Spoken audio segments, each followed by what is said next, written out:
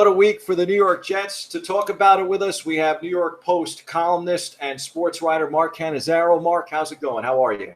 I'm doing great. How you hanging in? I'm doing all right. Tough times and definitely interesting times in the world of sports. And I know Jet fans were probably shocked by the news that Adams is heading to Seattle. I wanted to get your initial perspective and thoughts on what you thought of the trade when it came down. Well, I think the shock really was less that he was moved and more by what the Jets got for him, to be honest with you. And, I think we got to credit Joe Douglas, the Jets general manager. I don't think anybody thought he'd get two number one draft picks out of that deal. So I think that, to me, was the more surprising element. To me, it was no surprise whatsoever that the Jets moved Adams because of what had transpired, most particularly in the last several weeks, but really in the last couple of few months. He first came out and was chirping about his, wanting a contract extension and how much he deserved it and all that kind of stuff, which I get. But he started to do it right around the time the pandemic was starting to heat up and become really, a crisis for everybody. And people are out losing jobs. They're some people losing their lives, and he's out there worrying about a contract extension. So I thought right off the bat, this past spring, that was a bad tack. And then from there, it just got ugly and it got personal. And when he took Woody Johnson to task on Twitter the other day, that was over the top. And then, of course, when he came out in the newspaper on the record, basically scorching all of the earth around him, Joe Douglas, the Jets ownership, Adam Gase, everybody. That was his, that was kind of like, the ending. I know that this thing had been going on, the Jets trying to trade him for a while, but so I think the optics of it looked like they moved him as soon as this stuff all occurred in the last couple of weeks, but that's not really the case. However, listen, you know what? Good riddance as far as I'm concerned, to be honest with you, Bobby. He was touted to me by everybody I spoke to when they drafted him as this guy that had extraordinary leadership traits in the locker room, on the field. And I'm going to be honest with you, I didn't see it. On the field, terrific player, passionate, worked hard all the time. I give him all that credit. He hated to lose, all great traits. But if you look on social media in the last couple of days, I don't think you see a lot of Jet players saying, "Oh, wish you well, Jamal. Sorry to see you go." There's no accident there. I don't think he was extremely popular in that locker room. There were certain guys that liked him, and there were also a good faction of guys that were just tired of his act. I don't think he took enough responsibility as a leader when things weren't going well. And at the end of the day, good for the Jets. Good for Joe Douglas getting these two picks. They've got a safety who looks pretty productive to me. I don't know a lot about him, but his numbers are frankly better than Jamal's. So listen, I think the Jets did the best they could and came out of this, as well as they possibly could have. And Mark, kind of ironic because Adams was critical of the job that Douglas has been doing, but then he goes out and pulls the trigger on a trade to get two first-round picks when everyone knows that Adams wants out, I think is pretty impressive. This was the perfect marriage, the Jets in Seattle, because what team has valued safeties more than the Seattle Seahawks in the last decade? With Cam Chancellor and all these great safeties they've had there. Earl Thomas.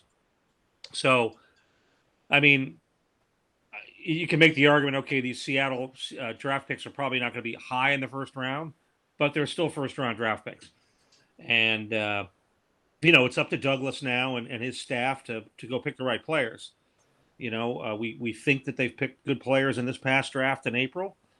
I really like, Ashton Davis. I love that pick. I think, he seems to be a pick a lot of people like. And, the issue right now, to be honest with you, not to change the subject, but you make these picks like all these young guys that are coming in right now with the way we're going here with COVID and now, the Players Association and the deals they've struck with the league in terms of the number of practices, the numbers, obviously no more preseason games. It's going to be really hard to get these young guys up to snuff and getting ready for regular season games. That's going to be a huge challenge for everybody, and particularly a team like the Jets, who kind of would like to see certainly the young tackle, Becton that they just drafted. They certainly like in the perfect world to see him come in and start right away. Now, whether that's going to be possible, with the amount of practice time and zero preseason game time that he'll have, same thing for Ashton Davis. that's gonna be a challenge. So, but in terms of Jamal thing, you hope that Douglas goes out and gets good players and makes this thing worth his while. I think the consensus too from Jets fans is that they definitely got a haul back in this trade. That's one thing. But for the few that might be naysayers, I think the thing that has come up, even if you listen to radio here in this town talking about the Jets right now, it's the possibility that Adams could eventually be a Hall of Famer. Now, do you see him in the same light as you would see, let's say, someone like Ed Reed or Ronnie Lott? Is that what the Jets are parting with here? Is he a future Hall of Famer? I'm not going to say that he can't be, but I don't think he's done enough to show me in 3 years that he's at that level. You mentioned two guys that were game-changing talents at their positions at safety, and I listen. I kind of feel in a weird way that we've kind of overvalued how good Jamal Adams is. I mean, he's a really, really good player. Don't get me wrong, and I'm not trying to trash him on his way out, but was he a changer? He changed the game in the Giant game, right? When he stripped the ball, from Daniel Jones. But how many of those plays did we really see him make that changed games? He couldn't cover Gronkowski when Gronkowski was still a Patriot. Last I checked, I'll be very curious to see how he does in coverage against George Kittle in that division now. Again, I know it sounds like I'm torching the guy, and I'm not meaning to because I absolutely respect him as a player, but I feel like to some weird degree, we've kind of a lot of people, a lot of Jet fans have kind of overvalued, who he is and what he is right now because, he's not Lawrence Taylor. He's not even Darrelle Revis. Darrelle Revis took one side of the field away when he was a Jet, at his peak. Jamal is not very good in coverage. He's a really, really good in the box safety who makes good hits, great anticipation, all of that stuff. But he's not a guy that's made game changing, strip sacks and forced fumbles and interceptions. And he's not a turnover machine. Ronnie Lott, Ed Reed, those guys changed games. I mean, they struck fear in the opposing, offenses and quarterbacks in particular. So I don't know that Jamal Adams was that guy, really, to be honest with you, in the last 3 years yet. And that's not to say he can't be down the line. I absolutely agree. And in all honesty, I'm still encouraged by the future for the Jets. I think this move will play out real well for them down the road. And, maybe they can end up winning another Super Bowl and I'll have a different jersey behind me as opposed to Joe Namath when we talk about legends here in this city. Maybe you'll have an Ashton Davis jersey behind you. Maybe. That'd be kind of cool. Before we let you go, Mark, I mean, the pandemic, of course, has been interesting times for everyone. And especially for you, because you drop a book in March, right behind you, actually, 7 Days of Augusta. Have I do proper product placement here, Bobby? Yes, absolutely.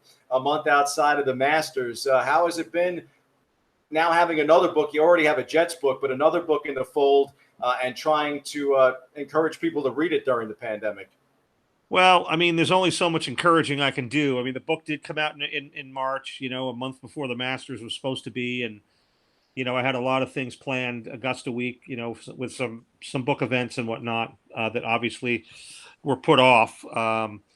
But I think the response has been really good to the book, to be honest with you. I did a few spots. I think even on with FUV with you guys and with your Fordham project there, and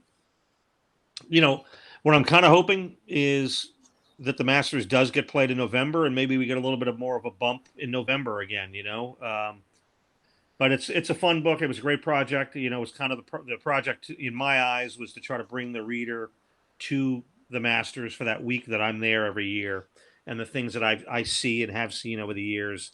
So it was kind of a unique thing. It wasn't just about Tiger or just about one Masters or anything like that. It was kind of what I thought was kind of a cool overview with regard to kind of the things that I've seen out of the 25 Masters I've covered. I'll be going to the 26th, hopefully in November, and we can talk about it more back then, when that comes around. That's awesome, Mark. Congratulations on the book, and I'm definitely hoping to see you in the press box at an NFL game sometime soon, or maybe even out at one of these major golf events. Sounds good. Maybe U.S. Open in Winged U.S. Foot. Open would be good. Great to see you. Thanks so much. Congrats again on the book. Good talking to you. Thanks for having me on.